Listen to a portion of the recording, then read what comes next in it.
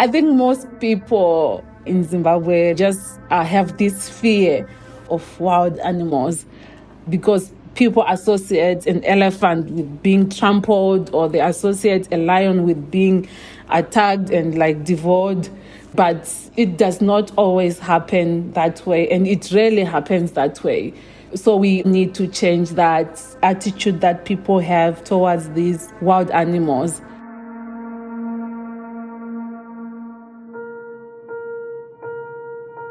Wildlife is often frightening, and in particular where it's numerous, large, and framed by legends.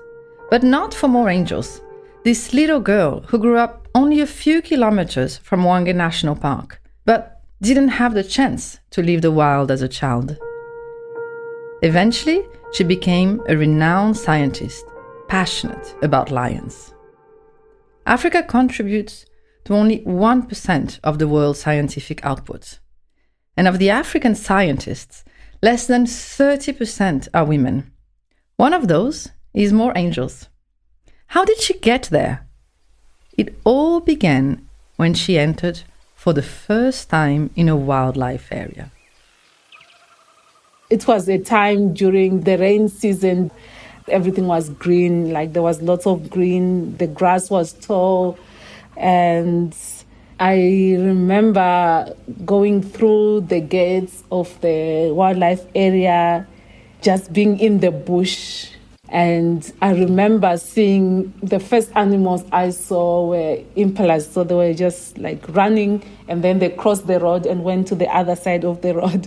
And I remember just being in awe of that and just feeling this joy and happiness and just feeling something that I had never felt before. I felt this strong connection to the place and the atmosphere, and there was just a tranquility and a peace. So it was one of the moments that really made me realize that this is what I want to do for the rest of my life, and these are the places that I want to spend my time in. And from that moment, every time I would go to the bush, I would get that same feeling. And I can't even describe how happy that makes me, just being in the wild and being surrounded by these beautiful wildlife species. This episode is about deep connections and attitude, change of attitude. It's about a young woman who wanted to be a psychologist and fell in love with the bush. It's about Zimbabwe, a country that led the way into innovative models for nature conservation management. You are listening to Wild Basil, the podcast that tells the stories of some heroes that are changing the narrative of a region. I think I only started to know about wildlife and see how the wild animals look like. That was when we had a TV, which was I don't know, when I was maybe 10 or 11 or something like that. There are some 4 million different kinds of animals and plants in the world. 4 million different solutions to the problems of staying alive. This is the story of how a few of them came to be as they are. I grew up in Chiredzi. So it's a small town in Zimbabwe. It's in the low veld. I think it's mainly known for sugarcane growing. There's also the second largest national park here in Zimbabwe, which is Moreangels National Park. And it's about 60 kilometers from Chiredzi, where I grew up.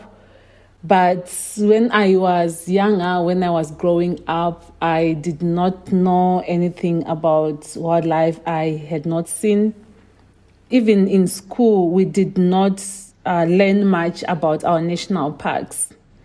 So my knowledge was very little in terms of what the animals looked like.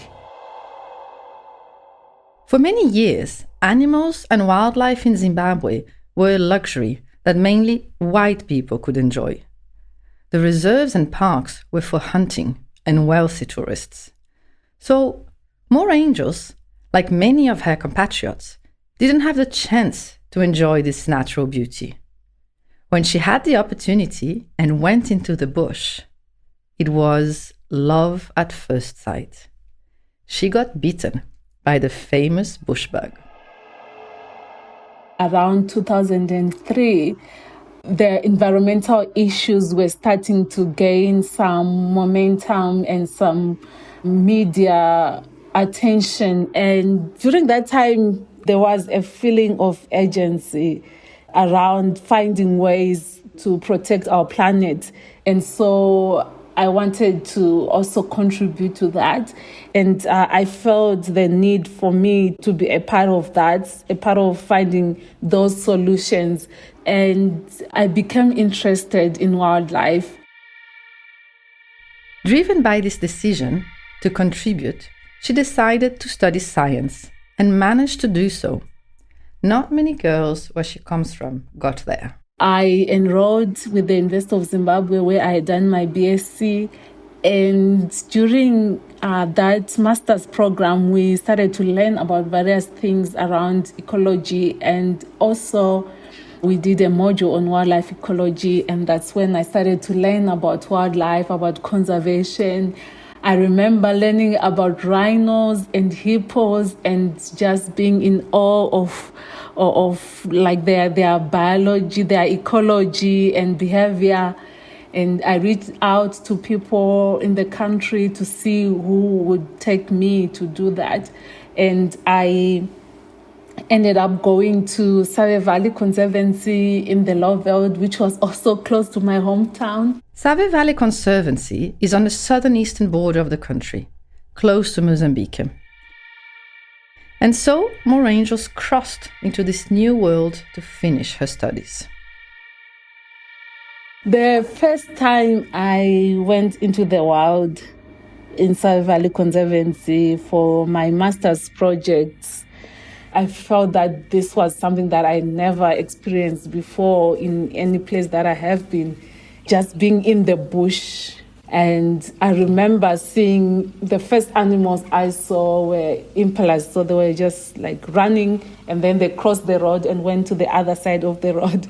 And I remember just being in awe of that and just like feeling this joy and happiness and just feeling something that I had never felt before. I felt this strong connection to the place and the atmosphere, and there was just a tranquility and a peace. And so it was one of the moments that really made me realize that this is what I want to do for the rest of my life, and these are the places that I want to spend my time in. And from that moment, like every time I would go to the bush, I would get that same feeling. And I can't even describe how happy that makes me, just being in the wild and being surrounded by these beautiful wildlife species. It was like a portal of sorts. Her mission was scientific and potentially dangerous. She dared accepting it with a smile. She was responsible for studying carnivores, and specifically wild dogs. I remember like when we were looking for these dogs, when you hear that, then you would know that they are somewhere close and you become excited and anticipate seeing them. The adrenaline comes in and sometimes we would end up not seeing them, but we just hear them like running around and making that sound. I don't know if I can imitate it, but yeah, it's so special because it's different from any other sound that you would hear. So the wild dogs are like some of the most beautiful animals out there. Their coat is beautiful. They have like spots, black and white, browns, and they have this fluffy tail. And they are small. They are a size of like your domestic dog, and the behavior is also almost the same.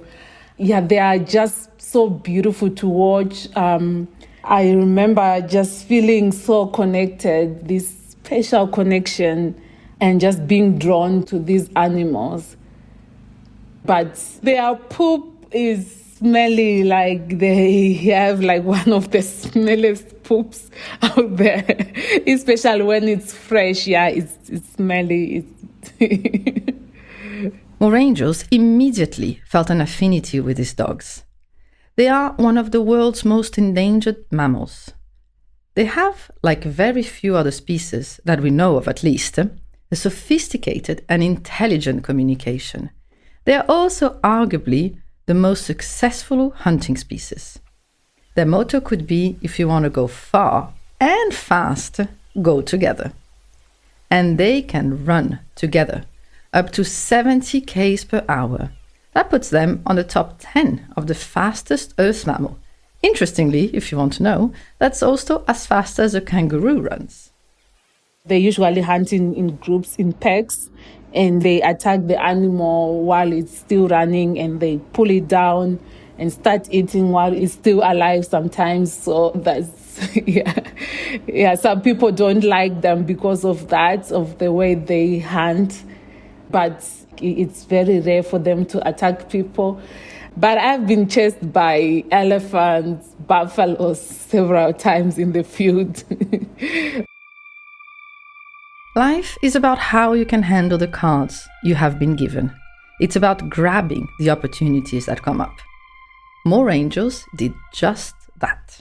I got an opportunity to go to the UK, and I joined Wildlife Conservation Research Unit, Wild Crew in Oxford, and did a postgraduate diploma with them. And after that, I started my DPhil in zoology, and I was studying lion ecology and behavior in Hwange National Park. And so my research project in Hwange, as part of my PhD, was looking at lion behavior and ecology. And I was also looking at the social dynamics within lion prides. So one of the prides that I was studying was Cecil's pride. And we had a collar on Cecil, a GPS collar, so that we could track him and track his movements, know where he is. And I remember he was very popular with tourists and people around the park, because he was beautiful, he was big, with a big mane, and he was also photogenic, and he was just calm, like people could get close and take photographs. Even during my research, I would get close and get photographs or sit with the pride and record all the data of the interactions that he was having with the pride members. But when I would tell people that I study lions, like everyone would be like, "What? Are you not afraid of lions?"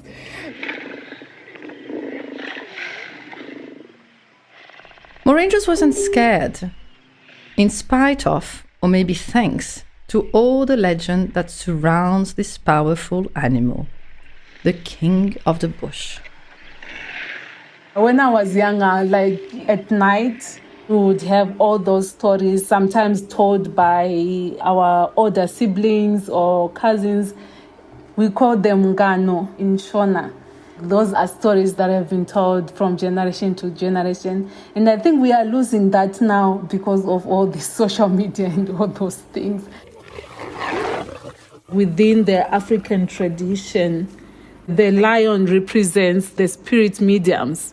So in that tradition, there is belief that when somebody dies who had like this ancestral spirit, it can come back as a lion, or they can change into a lion, like they can transform into a lion.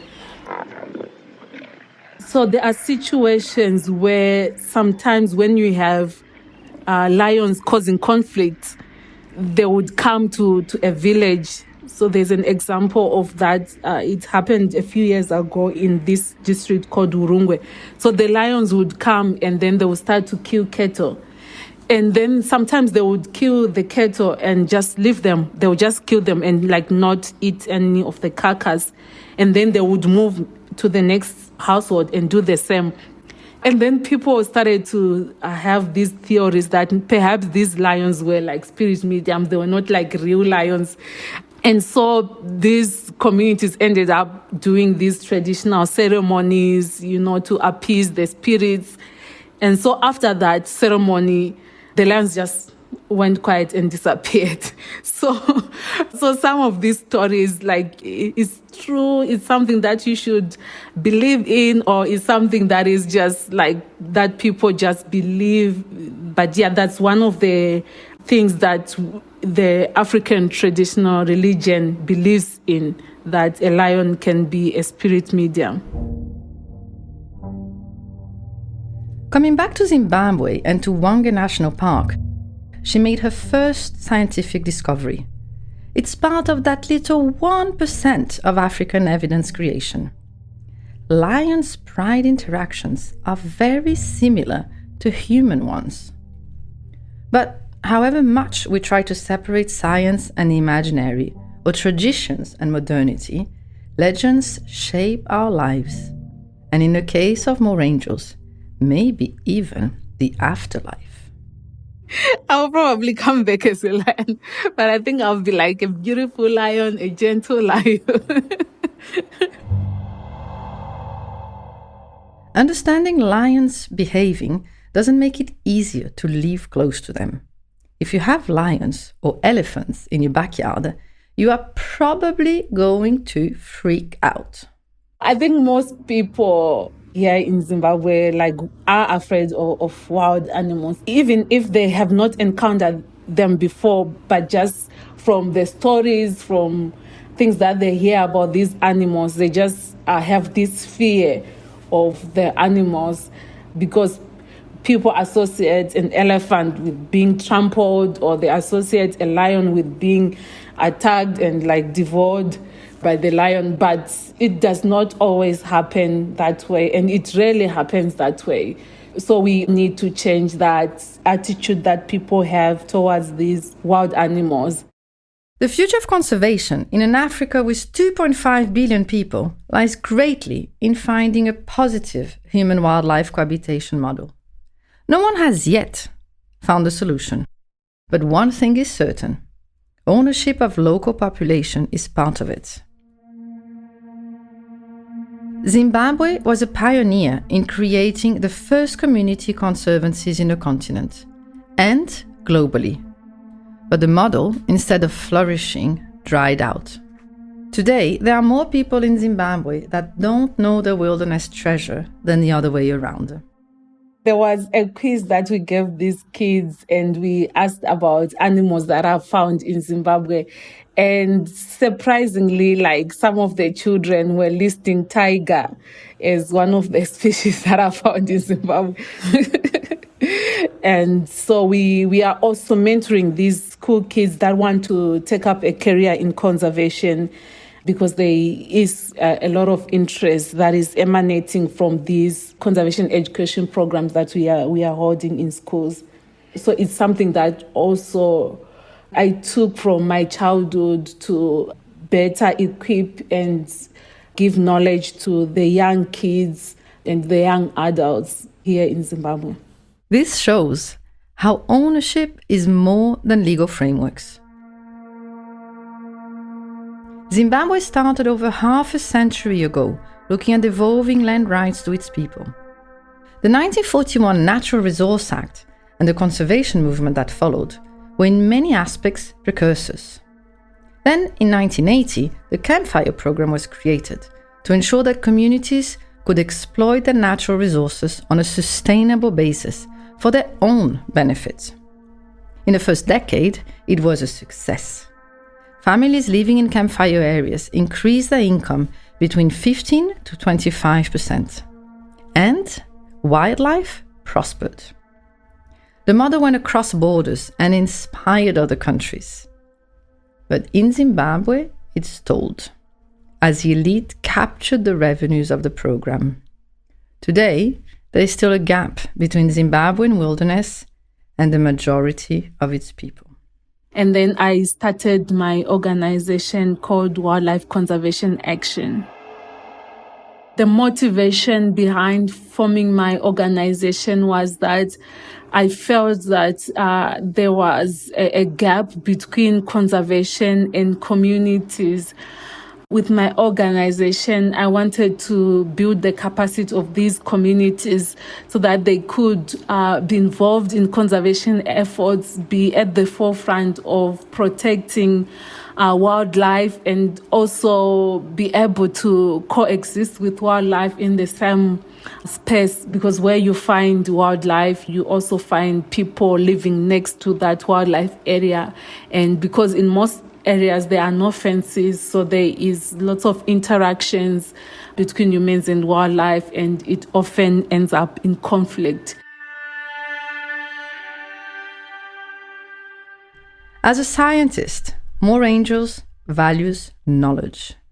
This passion is her driving force, and she wants to share it. I also wanted to create opportunities for young Black Zimbabweans to be involved in conservation and to provide them with the training that they need and the skills that they need in their conservation careers, because I felt like it was something that was not available. So I wanted also to be able to provide that and also inspire the next generation of conservation leaders. And it was something that I had not got when I was young. So I also wanted to provide that opportunity for school children to be able to interact with nature and develop that connection and passion while they were young. Knowledge is also, in her view, a way to reduce this gap between conservation and communities and to create ownership.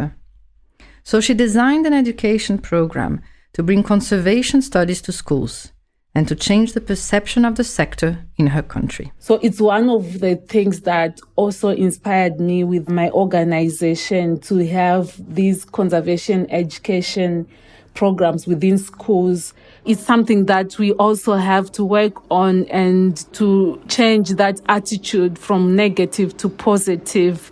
So that's one side of how our history and the creation of these national parks contributed to how people interact with them and interact with wildlife areas.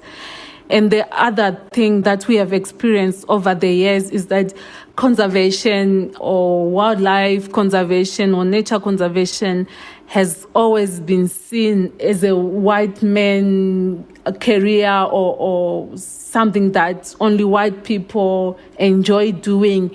And so that also sort of like put some barriers in the Black society to explore that side of nature and to also get an opportunity to interact with wildlife and be in nature, because they felt that it was not for them. It was not something that they were supposed to do or be involved in.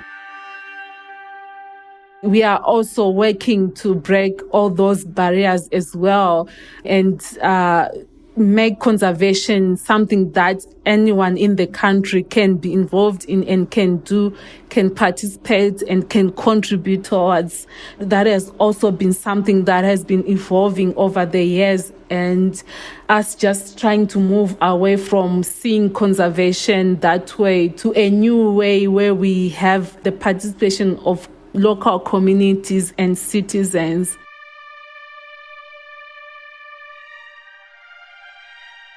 Moreangels is not only a Zimbabwean scientist, she's a woman.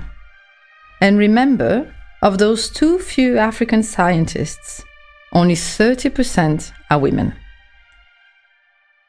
Being a woman in conservation, it's a challenge. Like, it has always been a challenge for me since I got into this career.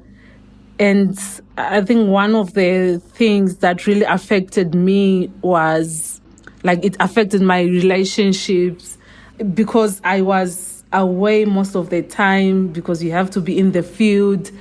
And if you are a woman, then society doesn't expect you to be away from your home for long periods. But a man can do that. They can go and work somewhere and come back to the family, spend a few days and go. So that also affected like my marriage, and also just my interactions with other colleagues, other male colleagues, and even the female colleagues, like because people are used to have the males as leaders and people making the decisions. So when you make a decision as a female, like the males and even the other females, like sometimes resist that because they don't expect that to come from you. And I remember this time when I was in the field. In the field, it was usually just myself as a lady, and then everyone else would be the rangers and my field team. They were all males, so I would be like the only woman in the team. And then so there was this one time we would have like breakfast in the bush because we would leave the camp early and then go around.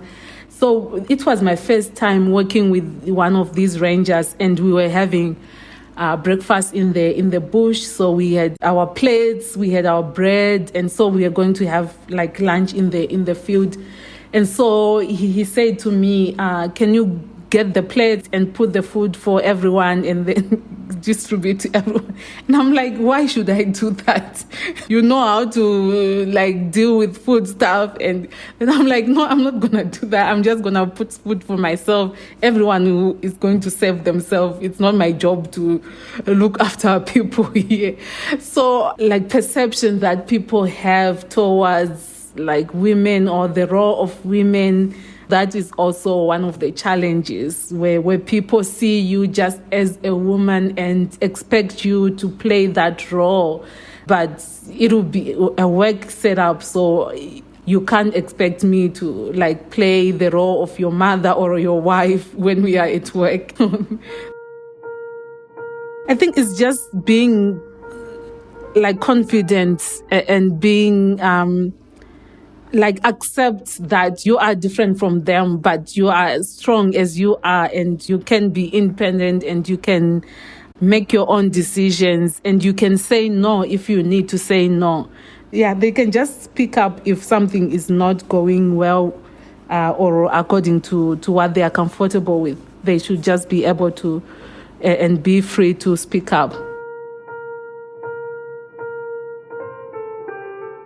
So I'm also grateful for the opportunity that I've gotten to be that kind of person for the young girls, to be an inspiration for them, and for them to see that they can be whoever they want to be. They can achieve their dreams. They can lead. They can be an inspiration to other people as well. So I'm grateful for being able to play that role.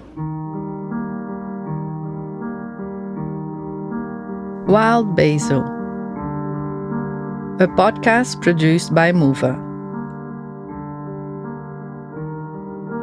Written by Luiz Guimarães Scherer Navarro and Martin Kennen. Music by Carson Mukavelli. Historical Advisor Stephanie Erdang. Scientific Advisor Ghislain Ribes. Recording Carson Studio Maputo. Directed by Martin Kennen. Funded by AFD. Find us on movamos.co.mz.